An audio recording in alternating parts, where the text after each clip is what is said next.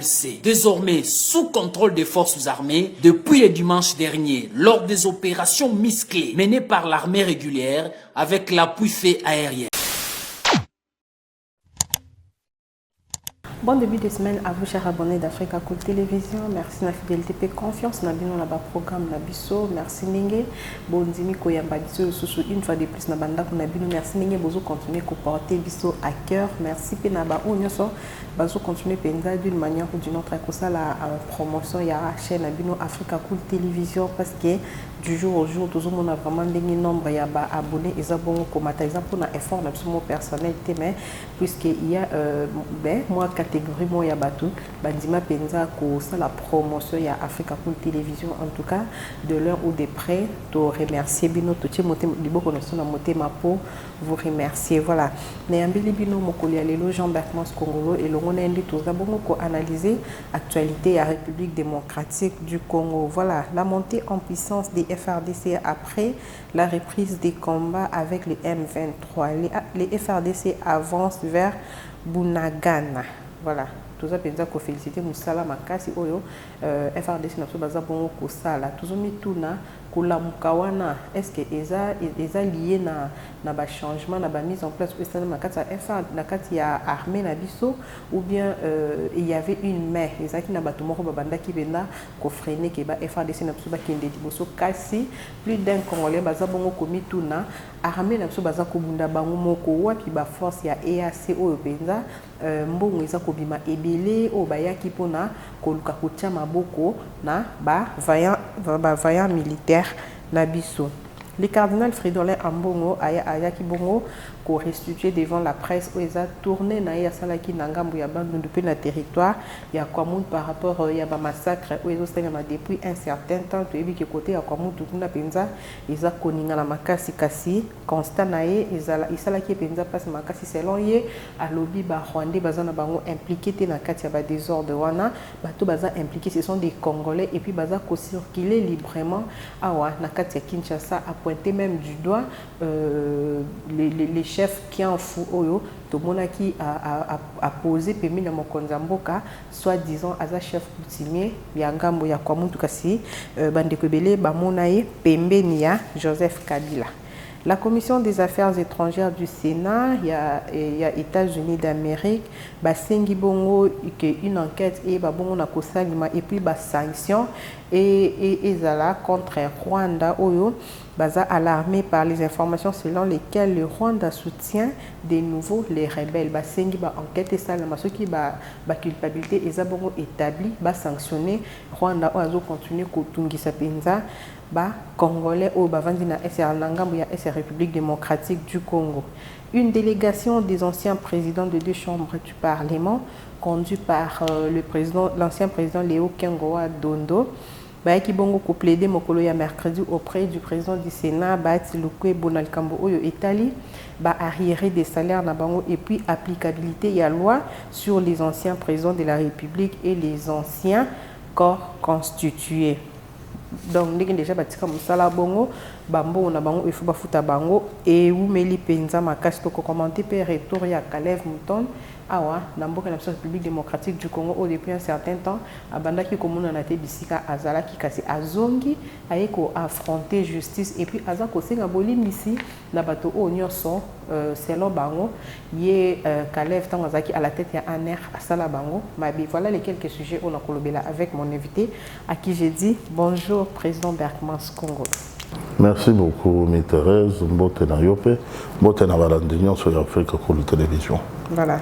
FRDC na biso na ngambo ya Rutshuru baza penza komata en puissance depuis reprise ya Bitumba entre Bango na ba M23 ba récupérer déjà plusieurs localités Kalamingité Bunaganda na maboko ya FRDC selon yo pendant Berkmans ozo analyser ba performance na bango na ndenge nini est-ce qu'ils a dû na ba mise en place ya sika ou bien ils ont encore FRDC la mouki.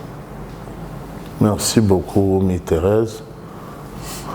Pour la motuna, l'heure toujours les cambo ya FRDC. Souci n'engage sengeli ba imboka to comprendre était armée na biso et tikala kokitate. Tozalaka na une armée toujours forte toujours en état ya kobatela mindelo ya ekolo, toujours à mesure ya sécuriser bayimboka.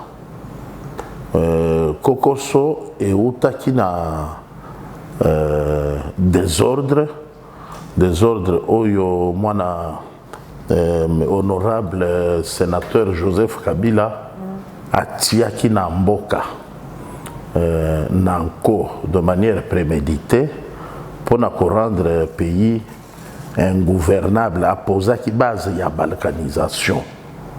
Alors ndo monaki na eleko na ye asala mixage mabe, a nommé ye moko ko nommé bapaya mabe, a benga bango kotindaka bango dans toutes les provinces du pays mabe. C'est pourquoi au moni likambo yondeko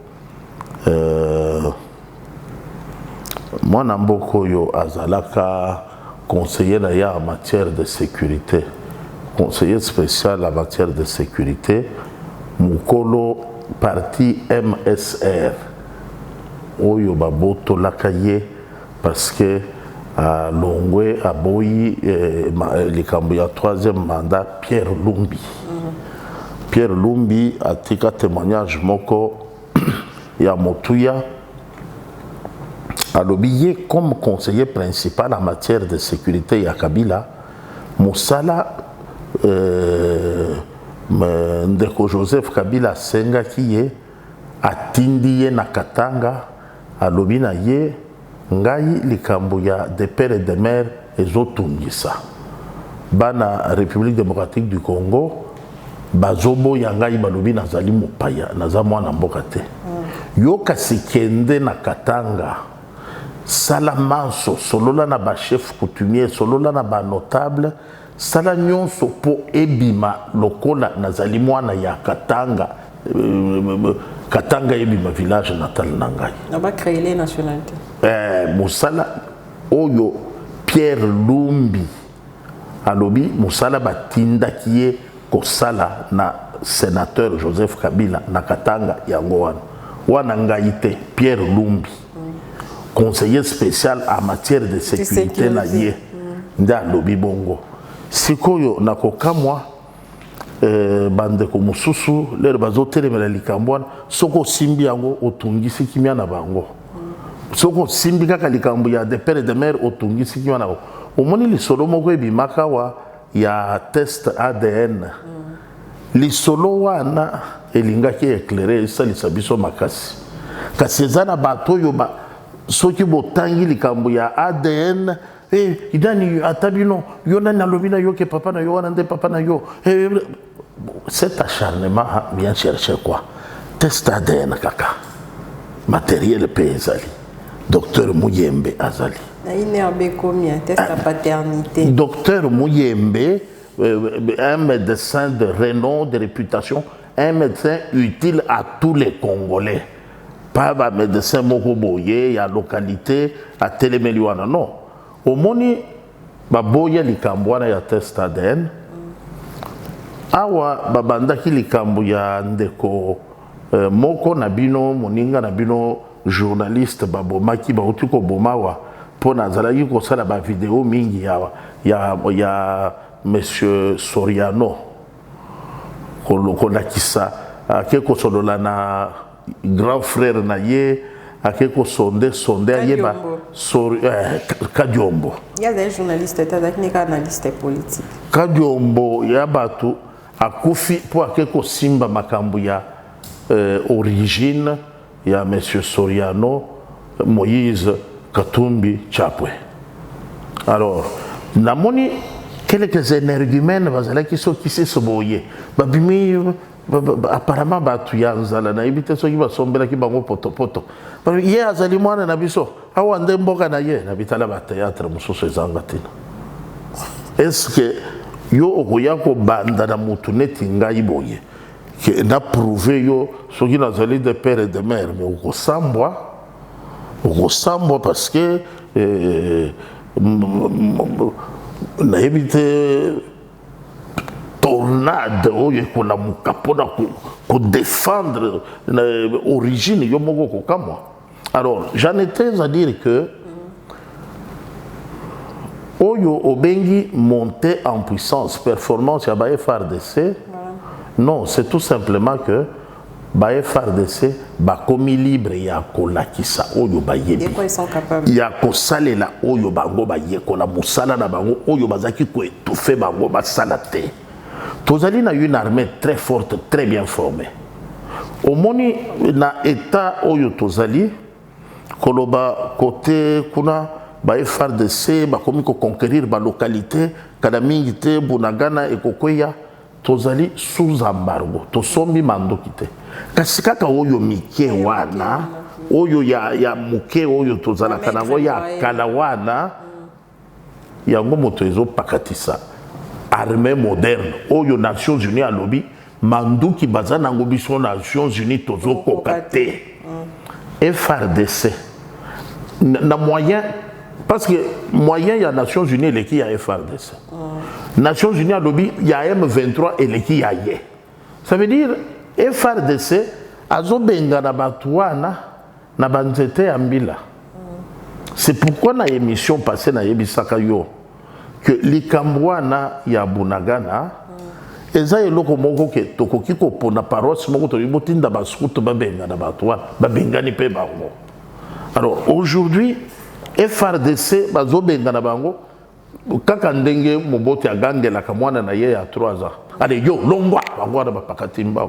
Il faut de ça zobunda te. Président Bekmastango Félix Antoine Tshisekedi Tshilombo, le chef de l'État azalaki na ngambo ya Londres, il a eu un entretien avec délégation de la communauté congolaise où ba vivaka na ngambo wana a menacé de faire la guerre à l'obiso qui diplomatie est simbité. Si la diplomatie échoue sur la situation de Bunagana, on va faire la guerre.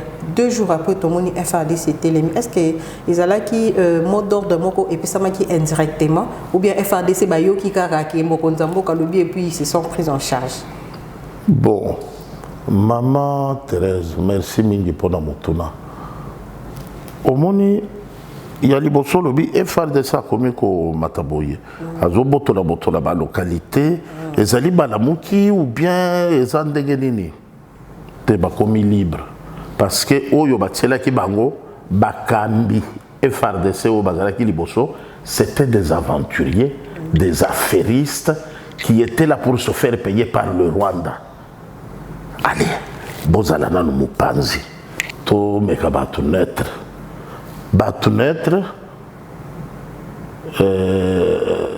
avec le commandant suprême déterminé, avec un chef d'état-major général, Oyo Yamasekite, Kakalokito wana, il y a que commandant suprême à Tomboki a lâché les biso général Christian Chiwewe.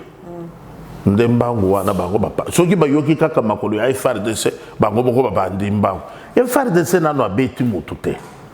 Le FRDC akoloba beta Rwanda ekozonga moko ya ba province ya République démocratique du Congo. Ndenge zalaka kala. Sikoyo tuni na conférence de presse Tata Mokambi ekolo asali alobi soki amoni solution diplomatique et pesi succès a décidé à ça la guerre. Nous avons un président providentiel. Ça veut dire na président Moko selon la volonté de Dieu et du peuple congolais. C'est un Fidel Castro. C'est un Mandela au pouvoir. Donc aujourd'hui, à part les petits sorciers qui n'ont pas d'influence, qui n'ont pas d'impact, qui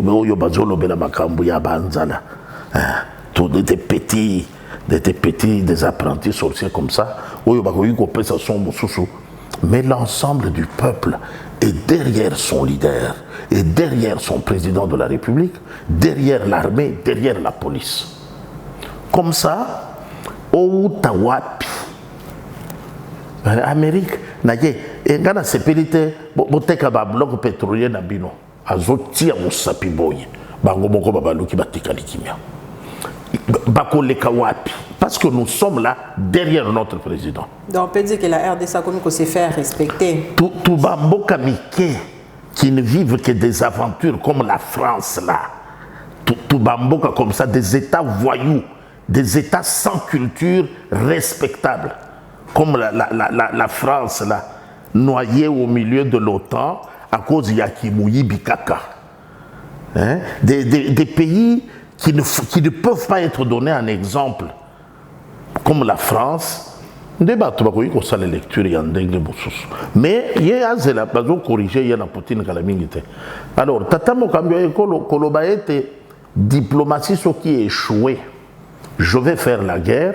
En clair, c'est un message envoyé à monsieur Macron. Et Macron mutoye na duplicité ya Kolanda biloko ya François Hollande na ya Nicolas Sarkozy. Il y a gestion commune des richesses transfrontalières. Bouzoba Oyo, moi j'aurais aimé me retrouver en face de ces petits-là, lui dire un peu de choses. C'est quand même le président d'un pays. Il n'est pas mon président. Moi, Nawana, ce petit-là. Attends, tu connais mon âge? Bon, Nico. Alors, c'est un garçon à qui je peux parler le plus librement possible. Montréal, Balobani. Hein? Balobani, n'attend point l'âge. Aux âmes bien nées, la grandeur de l'esprit n'attend pas le nombre d'âges. Voilà, tout respecter Macron quand même, Azapé président Balinga, malgré qu'il petit, mais il est le président de la République. Est-ce que je l'ai insulté? Je ne l'ai pas injurié. Au bien petit. Attends, tu es cadette, tu es ma petite sœur. C'est une insulte. Attends, on a y habité. Koloba Moto est plus jeune que moi. Et comme il est sous les fingas. On va tout continuer, monsieur. Non, alors, je disais, les aventures, Oyo, Moni et Tindi Tata Mokambia et Kolo, Motema, ils allaient déterminer, Yakoloba, diplomatie, ce qui est simité, on va faire là. Parce qu'on n'aura pas le choix. Mabele ya koteka ya kobrade na République démocratique du Congo exacté. Alors, c'est quoi yo voie diplomatique ce qui est simbité pour boyoka ki Congo azana mabele ya koteka te. Botinga mikaka bokata nanko wana to kobunda. Et loko tata mokambia ekolo alobi ya ngwana. Kobunda wana ye uti wapi nde oyo ngana zo yebisa yo. Kobunda en réalité to kobunda na Macron. Macron muto azali sima ya Rwanda. C'est la France. Bah, alors là aussi, je crois que je dois préciser. Ici, Mboka France, garant na bango kombo na ye Emmanuel Macron. Soyi tolobi, Joe Biden a yinibiso. Ça veut dire l'Amérique. Soyi tolobi, Macron, c'est un aventure. C'est la France qui fait des aventures. Alors il ne faut pas prendre l'individu pour l'entité ou le contenu pour le contenant. Ici, les aventures, la France a toujours vécu des aventures. Macron est né il n'y a pas longtemps, mais la France a existé avant Macron. Les aventures ont commencé avec le colonel putschiste ici, le géant, De Gaulle. Les aventures ont commencé depuis De Gaulle. Alors, ici, les Cambouezali à Kolakisa été Mboka nyonso France atiaka makolo ezali na désordre na Afrique. Et si nyonso France atie makolo na ye désordre ezalaka. C'est la France qui soutient l'M23. C'est la France qui approvisionne l'M23 à travers le Rwanda. C'est la France toyebi yango. Bino ba français toyebi ke bino nde ba aventurier oyo bozo bundisa République démocratique du Congo. Boya ka sifara fara boza pene lokote. Parce que si vous n'avez pas volé à l'Afrique, vous pouvez tenir biso RDC bino France, vous pouvez tenir biso même pas 2 jours de guerre. Toko beta bino penda na ndenga blague. Alors, ici Singawana ya France abatami sima ya Rwanda. Azotinda Rwanda. Rwanda, c'est pourquoi au moment leur tata mokambio ekolo atiti koloba na tribune des Nations Unies et sui Macron makasi ye muto abengi ye na Kagame basolola ba moni ndoki ba beleli ndoki abangi ndoki te mungongo il fallait kima.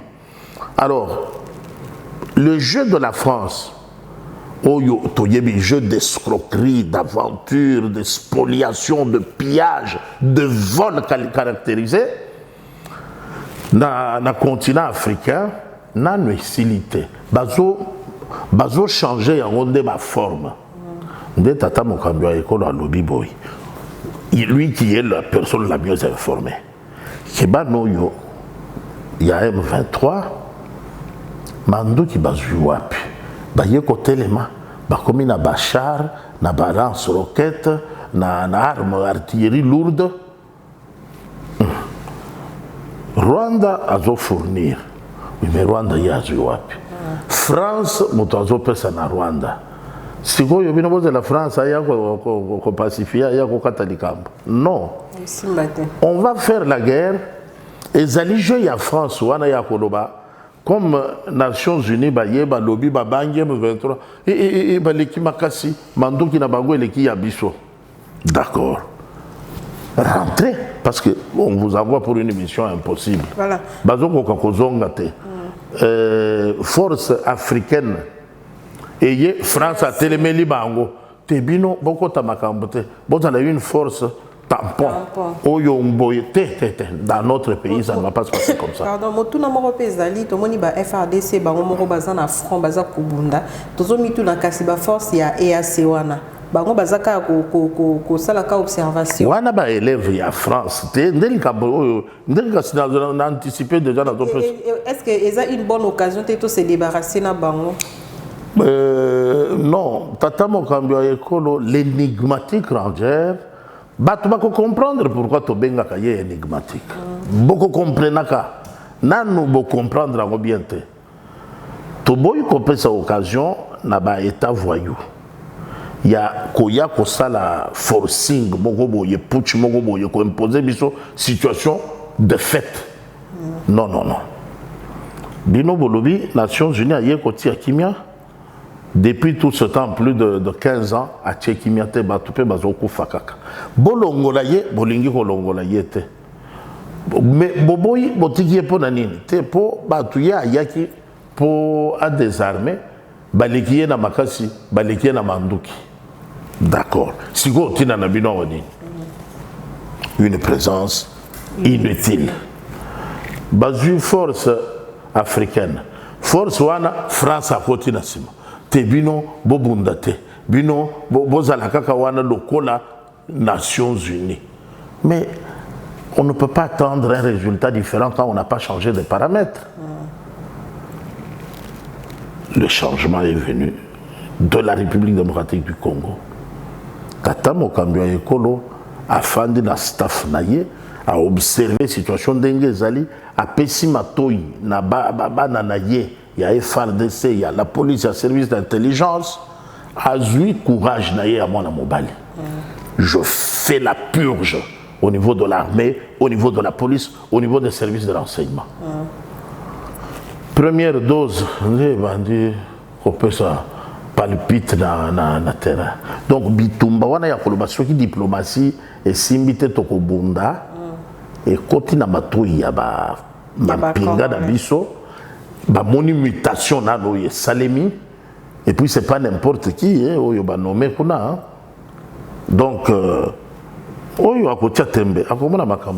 Président Beckman, c'est la Commission des Affaires étrangères du Sénat et États-Unis d'Amérique demande une enquête et des sanctions. Alarmé par les informations selon lesquelles les Rwanda soutient de nouveau les rebelles. Donc, c'est une enquête et puis des sanctions et ça les mapenza contre le Rwanda. Pour la décision de Bangoana, aux analyser est-ce qu'ils ont avancé significatif entre la RDC et son partenaire privilégié ou bien ils ont encore la poudre aux yeux? Merci beaucoup, maman. États-Unis et Zalimbo Kamoko fonctionnement nango eza ndenge mususu. Au moni le secrétaire d'État aye pour ça la tournée, il vient en République démocratique du Congo. Ayoki akeko yoka Rwanda alekuna abini abengi baninga na yeba atika kina États-Unis nakomi Kigali boya baye ko rejoindre ye bazokanga ba photo na ba tout supposé ka kenda ki ko condamner bango ko yusa bango botika agression. Ça c'était tout simplement les démocrates. Maintenant les républicains ont leur façon de voir les choses. Pour les républicains, les démocrates ont assez pillé, ont assez volé, sont noyés, impliqués jusqu'aux cheveux dans le pillage et les ressources naturelles dans Bissau. C'est comme ça que Basengi Boy. Vous ne pouvez pas punir la conséquence, vous ne punissez pas la cause. Alors, pour toyer bien qu'il faut sanctionner, non, boya koteka ora wate, boya koteka minéraux wanezali minéraux du sang. Mais bozo somba comme coloniaux, bozo ça les la roba téléphone, ba batterie, ba nini. C'est comme ça que le bloc républicain balingi va réagir pour stopper mafia, il y a pas démocrate. Il faut une enquête. L'enquête va consister d'abord à identifier les acteurs dans la région. Bananinde baza zinga zinga wana bazana ba mine lokola bato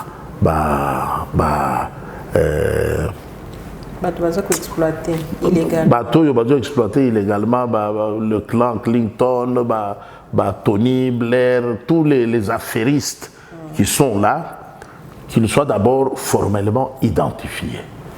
Bayeba, ils sont implantés depuis quand? Va retracer toutes les quantités au Yobate qui sur le marché international. Bayeba circuit, il y a extraction jusqu'à la commercialisation. Enquête où on a révélé implication, il y a ceinture, mi-balé, mi-satou, il y a affairiste, des sanctions et il y a tous les acteurs. Des marches, il y a Sénat américain et Zabongo. Donc, c'est juste que, comme nous, on a un président issu de la volonté du peuple et des dieux. Moi, je peux imposer ma aventure parce que je suis français, parce que je suis américain, et je suis mbatté dans les choses. Est-ce que l'enquête est différente dans rapport aux Nations Unies? Oui, exact. Pour traîner les pas pour sanctionner directement les Rwandais. Attention, enquête wana est différent dans rapport aux Nations Unies. Parce que rapport aux Nations Unies yemoko abangi koloba nini yemoko akuti na enquête na ye. C'est comme ça que Tata Mokamba la senga qui na Nations Unies rapport na bino wana bokabola ngona bikolo nyonso. Bakabola yango te. Oyo sikoyo le bloc, il y a américain au Sénat, sali lobbying pour voir clair na makamboyo, yango eko panza na koleka nguba. Maintenant, nous, la République démocratique du Congo, nous ne devons pas croiser les bras, dire papa, il y a Amérique dans le Sénat, non, nous devons accompagner, c'est notre combat, nous, le Sénat américain mène le bon combat. C'est pourquoi, dans le principe, il y a rapport de force Balobaka. L'ami de mon ennemi, c'est mon ennemi. L'ennemi de mon ami, c'est mon ami. L'ennemi de mon ennemi, c'est mon ami. L'ami de mon ennemi, c'est mon ennemi. Bitumba wana bazobunda, c'est en notre faveur. Biso République démocratique du Congo, il fallait qu'on sache un plan de communication, de médiatisation, de vulgarisation de cette action. Na étape nyonso, qu'on traduit dans toutes les langues, qu'on foute yango dans les médias, mokili mobimba, base à la témoin, va exprimer indignation na bango na likambo ezo comme la mission. Tu t'imagines Ukraine, bientôt 50 milliards de dollars. Biso République du Congo, même pas 50 millions. Autant de ils ont un mot à dire dans le bloc pétrolier, dans le rapport de voisins, ils doivent se taire. Donc la démarche à Sénat est qu'on rencontre cri de détresse au République démocratique du Congo et banda kopesa banda kala. Nous sommes agressés. Nous sommes agressés. C'est le M23. Et après, on dit que ce n'est pas le M23, c'est le Rwanda. Aujourd'hui, nous découvrons que ce n'est pas le Rwanda, c'est la France. Oh. Alors. Voilà. Voilà, mais comment c'est peut-être même est-ce que les États-Unis ont le rapprochement entre notre pays, la RDC et la Russie, qui veut nous aider? C'est possible. En politique, on ne peut pas exclure certaines options. C'est vrai que le fouet de Poutine fait très mal à l'OTAN. Au moins, déjà, qu'on dégager consensus sur s'approvisionner en énergie. Fimbu ya Poutine, ils ont corrigé Bango. Bango na Bango, bakomi ko soit en France, en Allemagne, bazo yo kanate. Ba français ba tomboki. Mais m'intéresse. Au kotunanga siko makambu ya tunangai ndenge nini na France milongo eza na ba station biso na kisasa milongo eza na ba station te tunangai pe bongo yo ba téléspectateur yo ba tunaka yo te na tunyoka très bien kasi po ba imboka na balandi nyonso Afrika cool mais wana la tunaka parce que ça nous touchait directement mamba France. Pénurie à carburant, ezali na France, pays civilisé, où ils ont un budget 4 fois plus important que Yabiso. Ndenge nini mboka munene lokola France na batu ya mayele pays ya vieille démocratie na bambongo ndenge nini bazozanga carburant et matita ba matisi na ba prix milongo ils aussi la tena station. Voilà, ba yimboka question ezabongo. Sikoyo mutune yano ezaboye. Voilà. République démocratique du Congo ezwi libaku ya kokambema na mokonzi moko alingami mingi na nzambe pe na batu baponaki ye peuple. Souci na ye ya kosala ete bayimboka basepela bazala na kimia malembe tolanda lokuta ya miibi oyo bazo comparer 3 ans ya tata mokambi ya ekolo na 21 ans ya Kabila te. Tolanda lokuta ya miibi oyo bazo comparer 3 ans ya gestion ya tata mokambi ya ekolo na 32 ans ya Mobutu te. Tata mokambi ya ekolo tozana ye bayimboka okoyi kolinga tata mokambi ya ekolo okoyi kolinga ye te. Mais ezali impossible à moins que tous à la batu ya maboma poto kende koloba ete tata mokambi ya ekolo a géré mboka pendant 36 mois. Toloba que 36 mois égale 32 ans. Toloba que 36 mois égale 21 ans. Wane komi liboma ataki motema mabe ya ndenge nini loba que 21 ans de Kabila égale 36 mois de Tshisekedi. Loba que 32 ans de Mobutu égale 36 mois de Tshisekedi. Ata yo moko. Conscience na yo kozala na kimia na yo moko na nukata. Non. Ça veut dire nulle part. Tata mokambi ya ekolo atikali kozala ata le 10e ya mandat ya ba prédécesseur na yete. Alors, il faut tozala motema pio soki tolingi ko juger tozwi 3 ans ya ebandeli ya 3 ans ya ebandeli ya Tshisekedi 3 ans ya ebandeli ya Mobutu yangoyo ya ebandeli ya Kabila yangoyo ya ebandeli ya Tshisekedi yangoyo nani nda asali mosala mutu akotelema te mais bino bozozwa Mobutu na suka na ye na 32e année ya règne Kabila na 21e année ya règne bozo comparer na président providentiel na ebandeli ya mandat na ye wana zaki ndoki yeza mutema mabe yango tokotaka doute bato ya discours wana bazali de père et de mère te baya koya. Est-ce que de père et de mère n'a une sous question yango des compétences yango sali compétence d'un niveau que un pays pauvre avec un maigre budget local la République démocratique du Congo tozana carburant na pompe Ce qui est une pompe pour le carburant, tout exagéré, au sala 30 minutes. Na France, on a sala 2 jours. Libanga les 8 quoi hein? Na France, 2 jours pour le carburant na station. Et puis carburant, on a sala plainte. Donc, compétence, bon, on a sepeli nango bakasi. Yango ye monaniawa.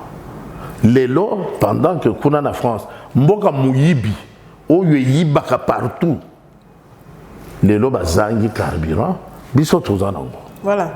Le cardinal Fridolin Ambongo a sala qui tournait na Grand Bandundu et puis a commencé tina kwa mutu pona koluka ko palper du doigt réalité où ils ont s'est passé sur place na conflit entre Bateke na Bayaka. Tango azongaki a sala qui restitution na devant la presse président Beckmans a lobby était ba conflit wana eza ndenge bato bande ko alerter que ba Rwandais baza impliqué ba Rwandais baza penza impliqué te eza beaucoup plus ba Congolais et puis ba meneurs ba men noirs au baza koluka baza na bango ko circuler librement awa na kati ya Kinshasa a alerté sur le visage moko to mona ki penza pembeni ya mokonza mboka ami bengi aza chef coutumier kombo na Ekian si je me trompe pas mais bande ko beli ba mona kai na PPRD président Beckmans. Bon, ça dans nos points de vue non par rapport à tournée à cardinal avant qu'il toko na faux chef coutumier voilà. Bon, merci beaucoup. Même Rosa reconnaissant qu'il y a sali musala ne ya mobate libampate quand même. Merci beaucoup Mika pour na motuna. Omoni mission ya kokende pona koyeba nini ezolekana entre les Teke et les Yaka. C'est une mission de trop dans l'église catholique au Yangai. Les Teke et les Yaka ont leur évêque. Badalaka na évêque na bango. Évêque wana azali mieux informé. Pour afanda kawana, alia kawana na batuana, alala kana batuana, nde batuana afanda kana bango, nde bango nde bapate na ye. Évêque wana akoki koloba beaucoup mieux que Moutaloungwe accueilli pour un jour, azaya kotelema bino wa sangoboni, makamboni nezo lekawa, oyoki yango na mukolo moko, oyeko sala diarrhée verbale. Je crois que Tata Cardinal Azalina Makoki ya koyoka ba évêque ya ba diocèse o ezalina kokoso ba évêque ba koloba na Tata Cardinal po na nini po bango nde ba koloba fidèle ya ba paroisse oyo bazobomana bakobenga curé ya ba paroisse wana bakobenga ba comité paroissiaux oyo ba nkumu ba kambise VB ba différentes commissions. Donc conseil paroissial, chaque conseil paroissial accompagne ce son de cloches na bango. Évêque oyo azali pleinement informé nde akoki kosala point de presse. Kasi Tata Cardinal accueilli mais à récolter l'information auprès ya bato baza sur terrain et puis le asali aller-retour mi Thérèse asali 2 jours asa accueilli le lo azongilo. Ça veut dire méthode de recherche pe et contact. Méthode de recherche nde eko sunga biso toyeba qualité ya mosala ozo présenter eza ndenge nini. Tata Cardinal, bon, en 2 jours, il a compris la situation qui dure depuis plus de 6 mois. Bon, qu'est-ce qui a changé? Aouti a sali point de presse. Dans le cadre de l'église, Batouana Bazobunda, en tant que fidèle à l'église, naba mususu naba nini na cadre ya œcuménisme ya lisanga il y a différentes églises. Hein.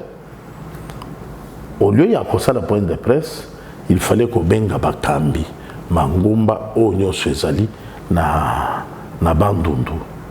Kovandisa bango protestants, kimbangistes, catholiques, musulmans, réveil, adventistes, ainsi de suite, kofanda na bango. Ba fidèle na biso bazoboma na bango na bango. Likambo eza nini? Bino boyoki nini? Bato ba verset ba makambo. Siko pona kosilisa to sala nini? Mais peut-être qu'il l'a fait sur place. Dans 2 jours. Mais Thérèse, tu respectes quand même les Congolais. Tu as sali 2 jours comme Dieu n'a pas créé le monde en 2 jours. Ce qu'on peut par exemple, il fallait qu'il y ait ça la nuit. En tant qu'homme d'église, na niveau ya église na ye, rapport ekouta na ba CVB et l'équipe ti na ba conseil paroissiaux et mati avec à travers les curés na ba doyenné et comélie évêque. Évêque azali pleinement informé. On a l'église catholique. Quand c'est situation sur le terrain, il y a l'église catholique. Il y a des églises différentes. On a Tangiawa, adventiste, méthodiste, protestant, réveil, kimbanguiste. Il n'y a pas que les catholiques. C'est pourquoi dans le cadre, il y a l'écuménisme. Au lieu de ça, point de presse, il fallait qu'on ait une réunion écuménique. Il y a qu'on ait écouter les différents témoignages. Ensuite, Kobanda Koluka, voie de solution. Ce n'est pas aller écouter les plaintes et venir s'alarmer au micro, mais qu'est-ce qui a changé? Mais qu'est-ce qui manque que les responsables de l'église ne soient pas la même démarche ou quand même avec passage? Pour Bango Basali, point de presse.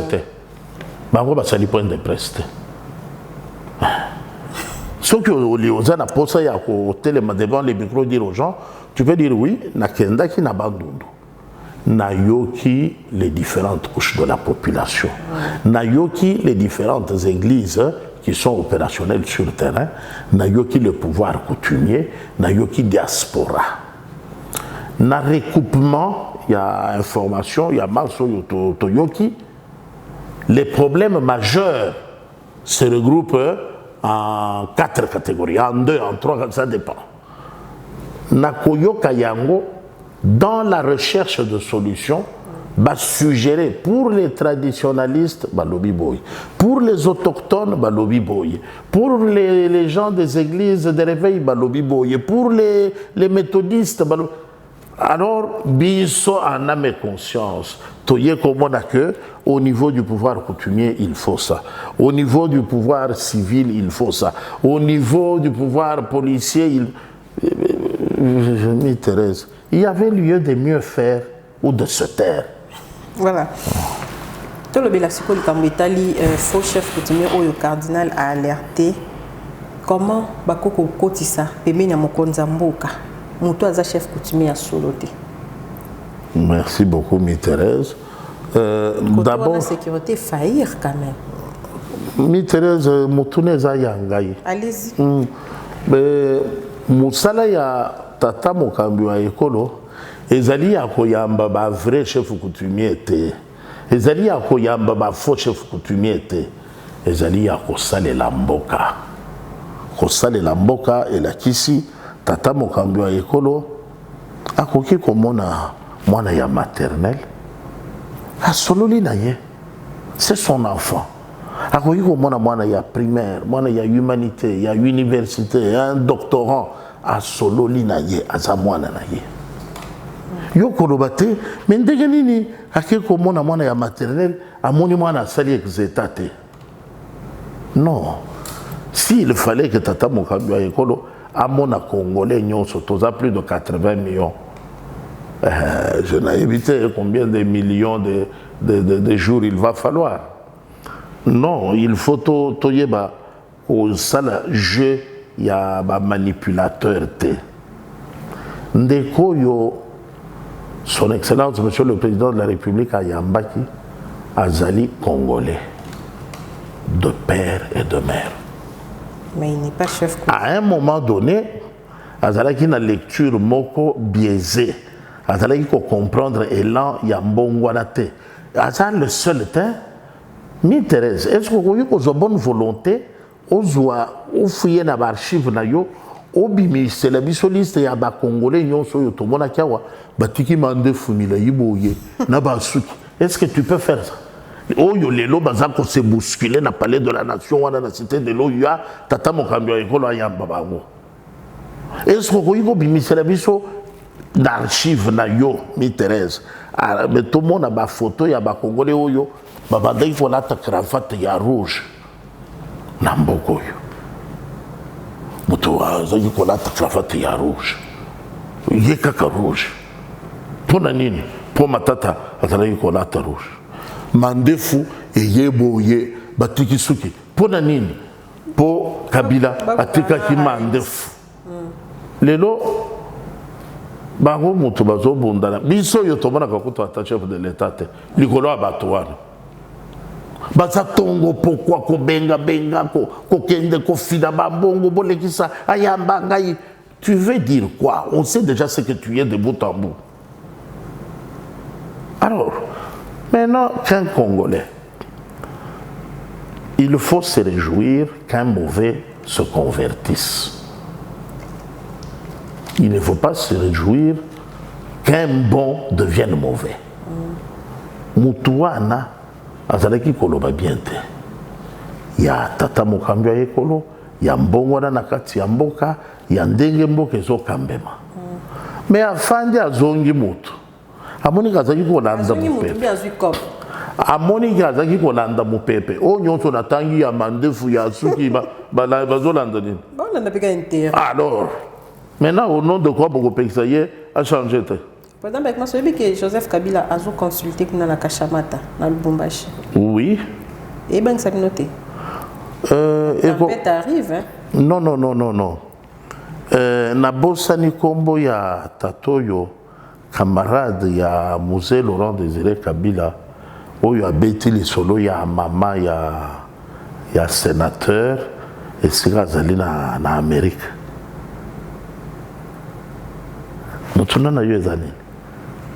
L'ancien président de la République, Joseph Kabila, a une année des élections. Alors, ça, la consultation. Aboyo salon na kisa na kingaka taki na kuna na ferme na ya Kachamata. Ils ont bangi sabino te nangam na union sacrée. Non. Ba FRDC s'est réorganisé et puis il y a encore plus macasse qu'avant. Bah FRDC. Et pardon, FCC. Non. FCC c'est une force qui a ses origines au Rwanda. Maintenant, Bakobangi, c'est besoin de gagner. Les Rwandais, Bangouana, tous aussi là, dans la Bango déjà. Donc, mais j'ai dit, Tata Wana camarade, il y a Laurent Désiré Kabila. A Betty Lisolo, il y a Ndengenini, a Yebi commandant Hippo, Ndengenini, a Kutani, na maman Naye, Ndengenini, Tatoyo.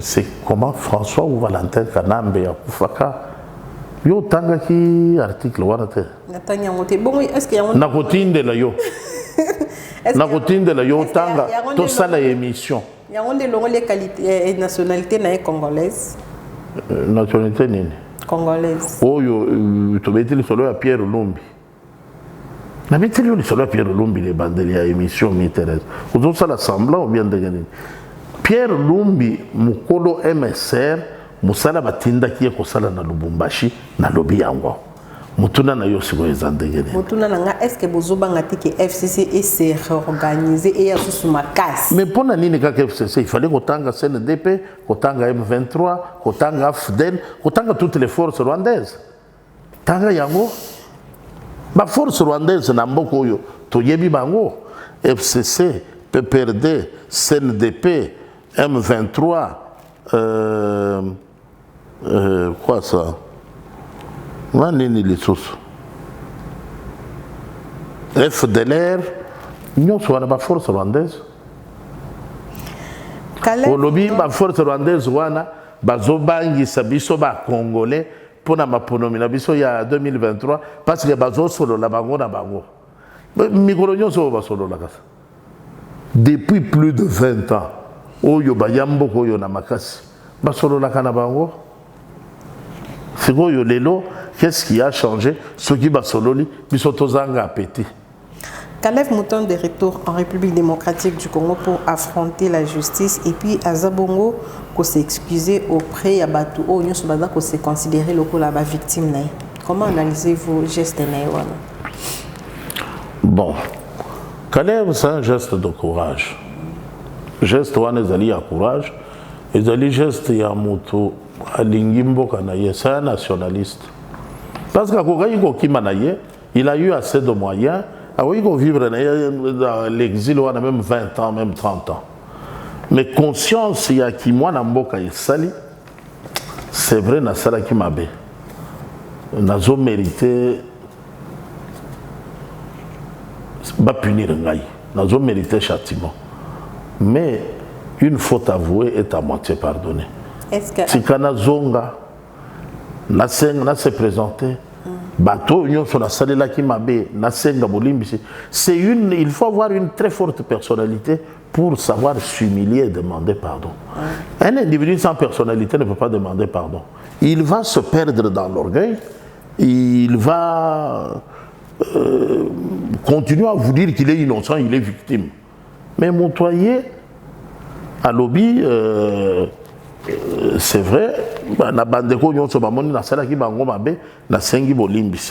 pourquoi on veut nous sortir cette histoire de Kalev maintenant, où nous découvrons que c'est la France qui soutient le M23, pour diviser davantage les Congolais, pour opérer dans l'Est? Moi je ne tombe pas dans ce piège-là.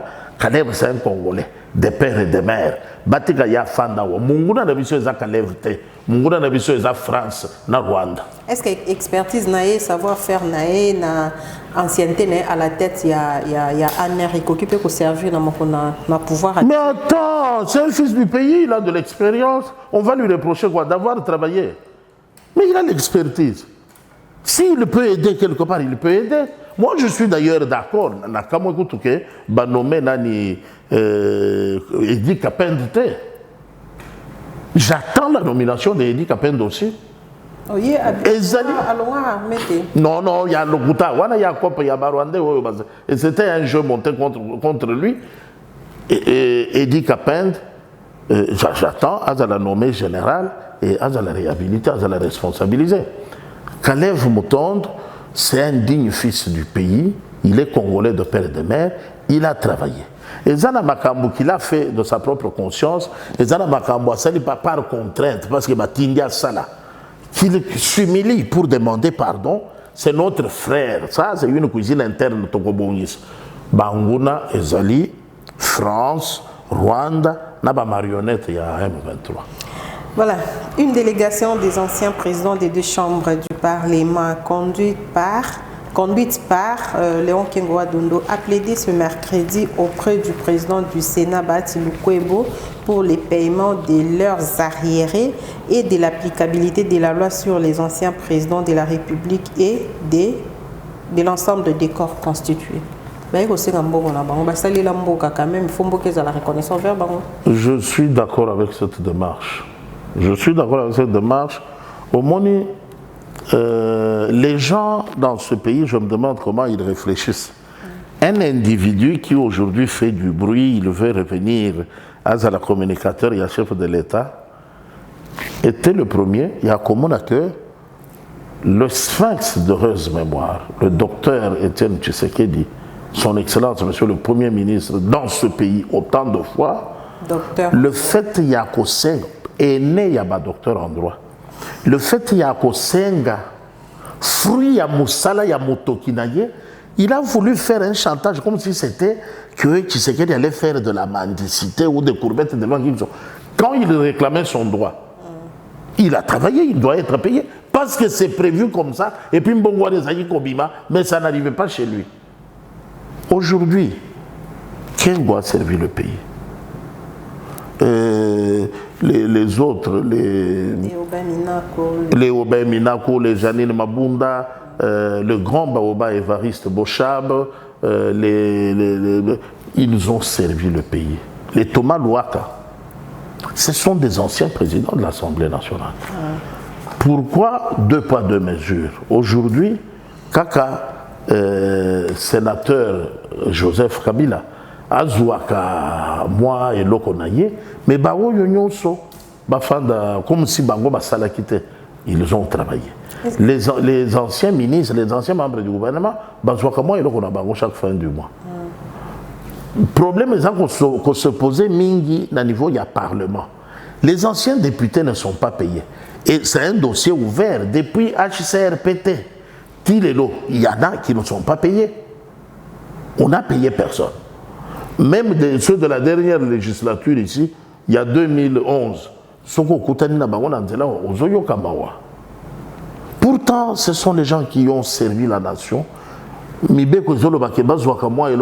Chaque fin du mois, c'est vrai que ça peut être modeste ou beaucoup, mais ça aide quelqu'un à planifier comment vivre. Est-ce que il faut peser dans quelle l'État pendant que na FARDC ils ont besoin des moyens? Est-ce qu'ils ont priorité? Les FARDC ont besoin de moyens. Rien ne vaut la sécurité. Surtout la sécurité d'un État. En ce moment, ils ont posé leurs problèmes. Est-ce que c'est une priorité? Attention, il s'agit de la vie humaine. Donc, Kolobasiko, si c'est une priorité ou pas, moi je n'entre pas dans ce débat. Moi je dis, ils ont posé le problème et le problème a été pris en charge. Mécanisme, je sais que une voie de sortie, il appuyer yango ata progressivement. Bon, Soko Tali Mbongo Bayibaki pendant 21 ans. Et vous voyez que ça, mais aujourd'hui, ce qui est lobby, bakanga batu, on bazali ko misa ba conteneur, oyo ba bomba orgaman, à cause ya kokot saka biloko fele ba futela kango enfronté. To kanga bongo na to récupérer to futa bango, ba ko bandolo ba chasse à la sorcière. Vous avez commencé à fouiner. Tu vois un peu. Donc c'est un problème assez délicat, mais na koyeba motema munene ya tata mokambio ya ekolo. Moi, je sais qu'une solution sera trouvée à ce problème.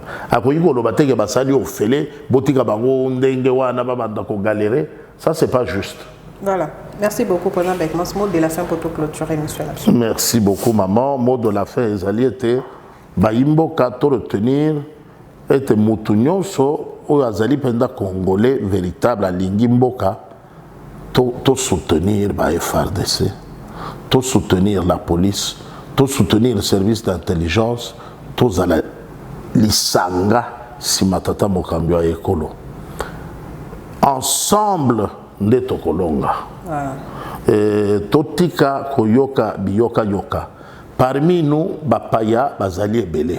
Oyo bakote libiso.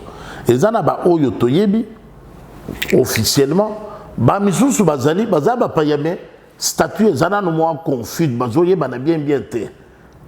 Tokobanda kosunga na petit à petit, ce qui m'y Thérèse azo ya na situation par exemple il y a que tout débattre autour il y a ba candidat président de la République. Tokoye bisaba mutu na mutu awuti wapi. Bon, awa to beti lisolo ya assemblée na Sénat. Bon, ba président ba kambaki yango banani nani awuti wapi. To tiba personnalité wana tobandi koloba qui est ougandais, qui est congolais, qui est rwandais, qui est tanzanien, tu analyser. Tu dis bon, si l'État doit quelque chose, c'est aux Congolais. Les autres ici, bokanga bango bazongisa misolo.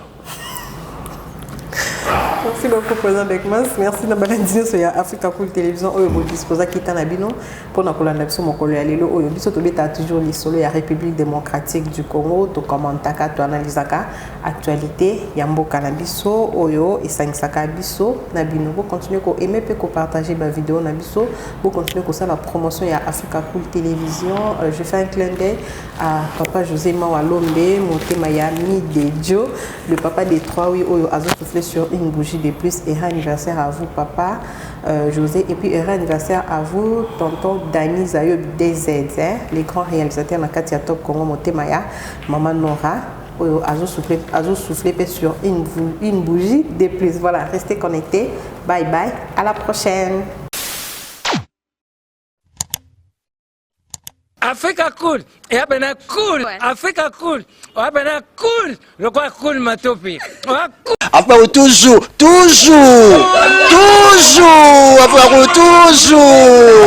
toujours. Après c'est bon. Et ça chaîne est bien.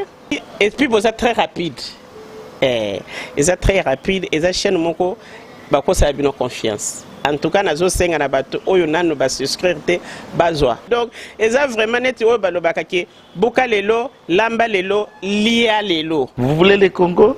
Pour que le Congo devienne cool, pour suivre les cool analyses, alors revenez et abonnez-vous massivement. Bobozana Moana. Massivement. Africa Cool, c'est la destination de prédilection pour une communication optimale. Longo Dianabino Mama. Africa Cool Télévision est une chaîne qui est en train de réunir toutes les tendances. Voilà. Donc les chrétiens s'y retrouvent, les païens s'y retrouvent, les politiciens s'y retrouvent, les femmes ménagères s'y retrouvent. Donc Eza Eloro na biso to sepela ranango, yango chaque fois son aye na Kinshasa, il faut namona Africa Cool. Et au monde ba chaîne Eza impartial. Le rôle Babino, vous méritez le soutien de la population ainsi que des institutions compétentes. Un mot placé, un petit mot par rapport à la récompense Oyo. Ah, je félicite très sincèrement Africa Cool. Voilà. Je n'avais pas opéré le mauvais choix. Voilà. J'avais recommandé, je me rappelle que je disais que c'était une destination de prédilection pour une communication optimale d'excellence. Voilà. Nazanga Mogote Tala. YouTube yemoko à reconnaître que napona qui m'a bêté. Au moni ba choix to salaka, ba réflexion to salaka. Tikala kaka abonné à Africa Cool.